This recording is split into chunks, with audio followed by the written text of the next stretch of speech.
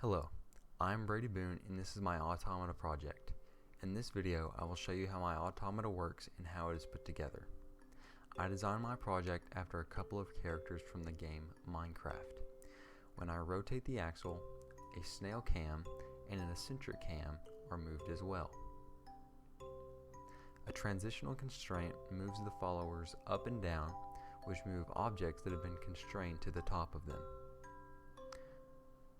The eccentric cam moves a snowman up and down. The snail cam lifts up a diamond block, which has another transitional constraint that shows the Enderman picking up the block.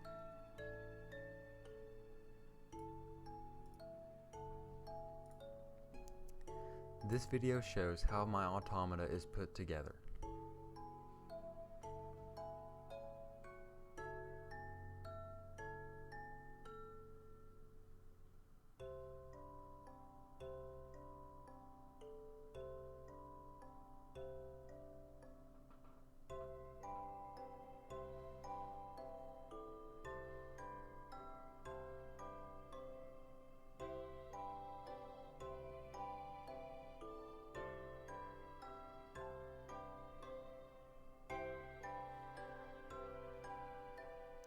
Thank you for watching.